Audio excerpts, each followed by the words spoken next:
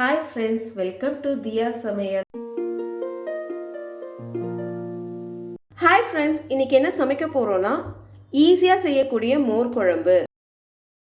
இது ரொம்ப சிம்பிள், அதே சமயத்துல ரொம்ப டேஸ்டாவும் இருக்கும். வாங்க சமைக்கலாம். அதுக்கு முன்னாடி என் சேனலை சப்ஸ்கிரைப் பண்ணாதவங்க சப்ஸ்கிரைப் பண்ணிட்டு பக்கத்துல இருக்க பெல் ஐகானை கிளிக் பண்ணிட்டு வாங்க.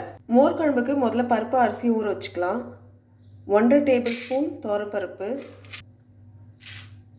1 டேபிள் ஸ்பூன் அரிசி. எந்த அரிசி வேணால் எடுத்துக்கோங்க, பச்சரிசி புழுங்கல் அரிசி எது வேணாலும் எடுத்துக்கலாம். இது ரெண்டுத்தையும் சேர்த்து நல்லா கழுவி எடுத்துக்கலாம். நல்லா கழுவி எடுத்துக்கிட்டேன். இது ஒரு 10 நிமிஷம் ஊறட்டும். 1/2 லிட்டர் தயிர் எடுத்துருக்கேன். இதை மிக்சி ஜாரில் போட்டு நல்லா ஸ்மூத்தாக அரைச்சி எடுத்துக்கலாம்.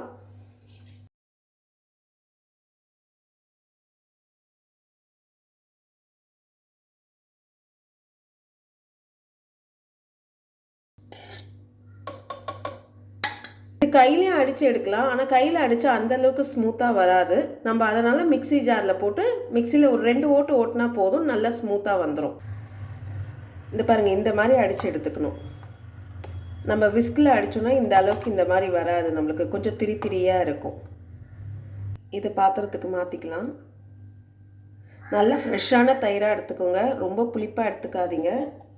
மோர் குழம்பு நல்லா இருக்காது புளிப்பாக இருந்தால். பருப்பு அரிசி நல்லா ஊறிடுச்சு. இப்போ இதை அரைச்சி எடுத்துக்கலாம். பருப்பு அரிசியை மிக்சி ஜாரில் சேர்த்துக்கலாம்.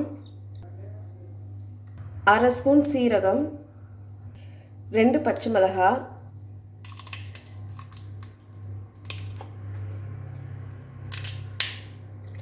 1 துண்டு இஞ்சி, 1 துண்டு தேங்காவை தோல் சீவி ஆட் பண்ணிக்கலாம். இப்போ இதை நல்லா அரைச்சி எடுத்துக்கலாம். நல்லா அரைச்சிட்டாச்சு. அரைச்ச பேஸ்ட்டு இப்போ நம்ம அடிச்சு வச்சிருக்க தயிரில் சேர்த்துக்கலாம்.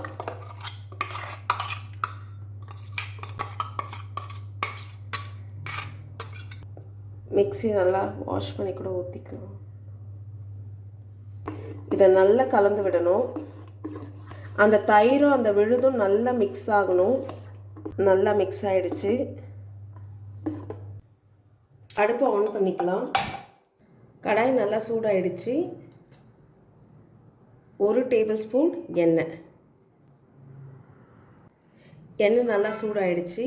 1/4 ஸ்பூன் கடுகு, 1/4 ஸ்பூன் உளுந்து, 1/4 ஸ்பூன் சீரகம், 3 காஞ்ச மிளகாய் கிள்ளி வச்சுருக்கேன், அதை இதில் ஆட் பண்ணிக்கலாம். கொஞ்சம் கருவேப்பிலை.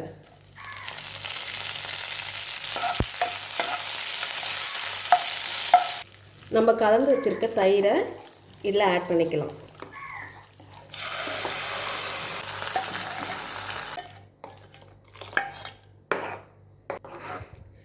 நல்லா மிக்ஸ் பண்ணி விடுங்க.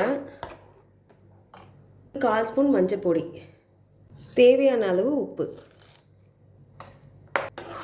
லோ ஃப்ளேமில் வச்சு நல்லா மிக்ஸ் பண்ணி விடுங்க. பொங்கி வரும்போது நம்ம அடுப்பை ஆஃப் பண்ணிடணும். கொதிக்க விடக்கூடாது. கொதிக்க விட்டோன்னா நம்மளுக்கு திரிஞ்சிரும். இந்த பால் கெட்டு போனால் எப்படி இருக்கும் அந்த மாதிரி திரிஞ்சிடும். அதனால் இந்த மாதிரி கலரி விட்டுட்டே இருங்க. பொங்கி வரும்போது நம்ம அடுப்பை ஆஃப் பண்ணிடலாம்.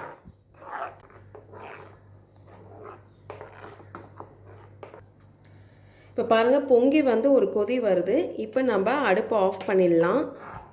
நல்லா மிக்ஸ் பண்ணி விட்டுட்டு ஒரு கை கொத்தமல்லியை அப்படியே தூவி விட்டுடலாம். ரொம்ப டேஸ்டான மோர் குழம்பு ரெடி ஆகிடுச்சு. இந்த வீடியோ உங்களுக்கு பிடிச்சிருந்தா லைக் பண்ணுங்கள், ஷேர் பண்ணுங்கள், அப்படியே உங்களுடைய கருத்துக்களை எனக்கு கமெண்ட் பண்ணுங்கள். இது வரைக்கும் என் சேனலை சப்ஸ்கிரைப் பண்ணாதவங்க சப்ஸ்கிரைப் பண்ணி பக்கத்தில் இருக்க பெல் ஐக்கானை கிளிக் பண்ணி ஆல்ன்ற பட்டனை ப்ரெஸ் பண்ணுங்கள். நன்றி, வணக்கம்.